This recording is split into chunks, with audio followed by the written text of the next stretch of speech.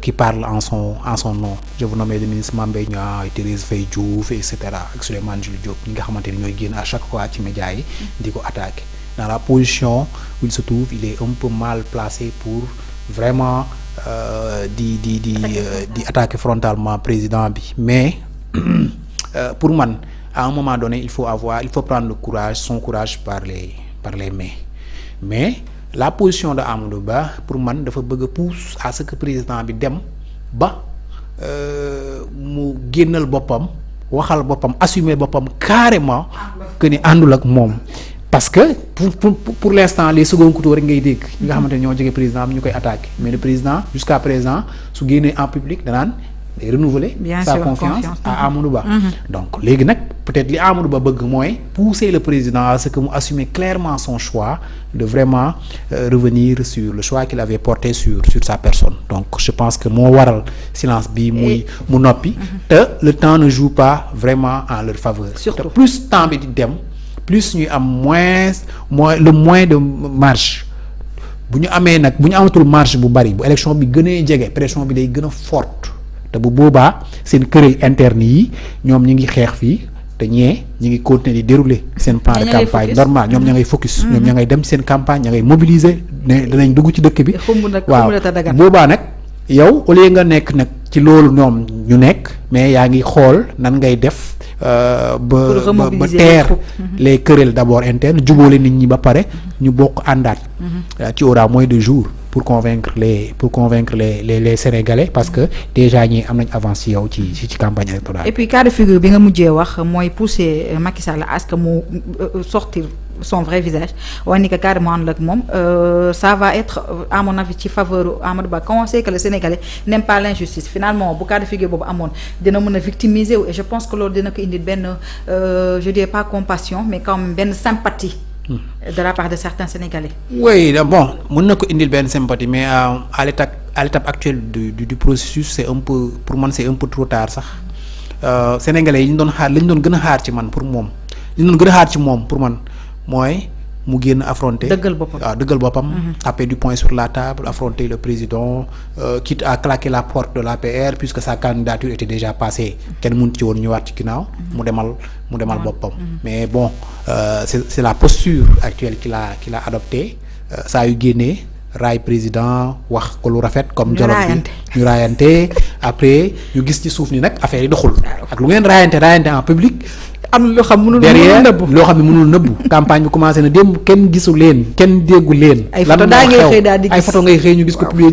ci réseaux sociaux mais lan moo xew qu'est-ce qui se passe ñëpp di laaj la moo xew des journaux yi génn ni da ngeen a téye xaalis bi nga xamante ni moom ngeen ko waroon a jox pour mu campagne amul fonds yu mu campagne donc ça quand même c'est extrêmement grave. Alors ñu ñëw ci beneen pàcc gi muy Pastef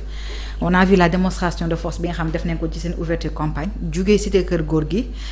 jaar VDN jaar Grand Yoff avec une folle monstre il faut le dire dem ba fi nga xam ne mooy Akapes ba gars yi naan sax Akapes léegi Akafes la léegi ndax fees dell ñu gis vraiment ni que les Sénégalais day mel ni dañ ko namoon c'est l'impression que ça donne dañoo namoon cette cohésion noonu laa ko mën a waxee dajaloo bi ak fësal également pour ñenn ñi nga xam fa la ñu féete naka ngay jàngatee ni ñu génnee massivement ak ni ñu dema wuy ji coalition Diomaye Président. On a l'impression que les militants et les sympathisants de Pastef avaient très faim de ces moments-là. Ça fait quand même 3 ans ñu leen di xañ la liberté de circuler dans ce pays gis nga Ousmane Sonko mayatuñ ko woon sax mu génn këram dem wujji tribunal jaar fu ko neex dem wujji tribunal parce que bu génnee rek mbooloo mi topp ko rek ñu dóor leen ay grenades lacrymogènes campagne électorale période la boo xamante ni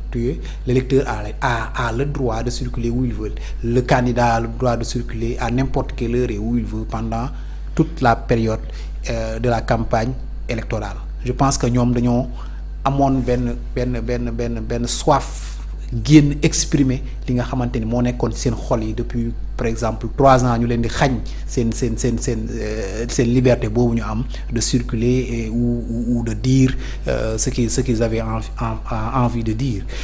mobilisation bi yaa ngi ko gëj a gis keroog bi ñuy def seen meeting boobu ak APES bu mujj bi li nga xamante ni Ousmane Sonko moom la mujjee def balaa ñu koy buntu xataal di ko jàpp di ko yóbbu kaso donc pour man dañoo namoon mobiliser wu pour wan Sénégalais yi nii vraiment ñoom ils sont la première force politique de l'opposition que démb loolu moo feeñ en tout cas ci mobilisation bu exceptionnelle bi ñu wone. yamul kese ci réseaux sociaux yi également. waaye vidéo yi ñu ngi circuler les médias internationaux en parlent et li ci gën a doy waar mooy ñaar ñi nga xamante ni ñoo tax ñu mobiliser kenn gisu leen ñi ngi ci kaso bi. les absents les plus présents. ñi ngi ci kaso bi ñu tëj leen malgré bi ñu leen tëj waxuñu kenn déggu leen depuis des mois. ñu mën a nekk am capacité mobiliser de telle foule tey jii rek ñu ngi defaat caravane à Pékin avec aussi des foules monstres comme tu dis. loolu day def équation ñi nga xamante ni ñooy observateurs yi nga xamante ni ñoo ñëw pour saytu élection bi nga xamante ni moom moo war a am le 24 mars parce que j'ai nu mu tuddati quand même l'impression que ni Sénégal c'est la première fois peut-être Afrique wala du Afrique parce que Niger amoon nañ cas de figure boo xamante ni opposant mi ngi woon kaso et tout mais dans le monde entier tàmmuñu di gis benn élection boo xamante ni candidat bi nga xamante ni mooy candidat opposition principale bi day nekk kaso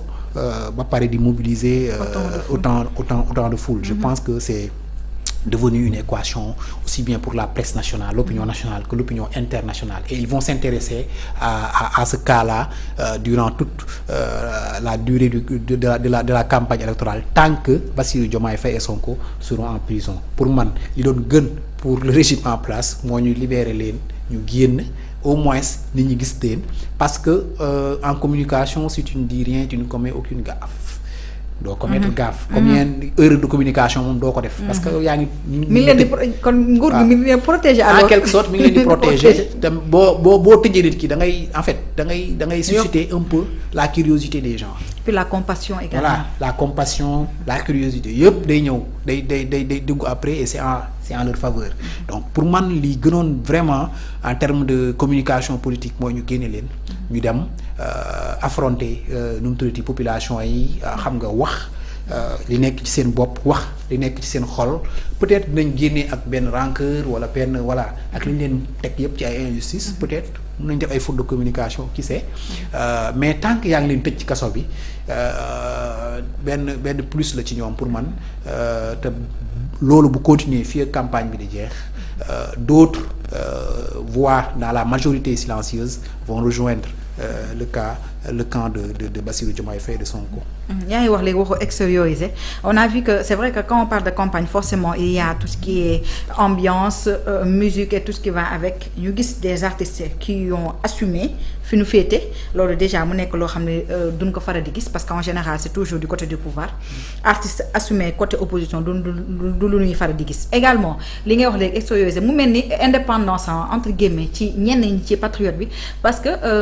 suñu demee ci fond wu li nga xam ne moo nekkoon meeting bi amoon fële ci ACPES certes y a eu quelques discours mais c'était plus un moment de fête de retrouvailles parce que gis nañu ambiance bi moo fa ëppoon sax que le message en tant que tel. non ñoom en fait li ñu bëgg rek pour man parce que li ñu bëgg woon askan bi rek mooy ils ont le peuple derrière eux en tout cas la majorité du peuple derrière eux moo waral pour man les discours à cet instant précis du processus les discours ne sont plus importants ne sont plus aussi importants parce que lépp lu fi waaye waroon wax nañ ko. Ousmane Sonko a fait des dizaines et des dizaines de live. yeneen waaw il a écrit un livre. yeneen yi responsable politique yi dem nañ ci débat télévisé yi waxaat fa donc les gens ont vraiment tout entendu en ce qui concerne les programmes en ce qui concerne les injustices qu'ils ont subies et tout je pense que fi mu toll mooy ñu jaxasoo ak askan bi moo leen dese woon. ñëw jaxasoo ak askan bi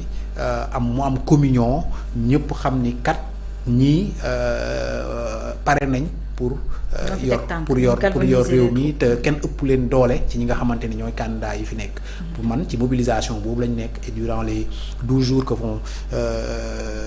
la campagne va durer pour man loolu rek la ñuy wër di wan fépp fu ñu dem ils vont faire le tour du Sénégal même si le temps est un peu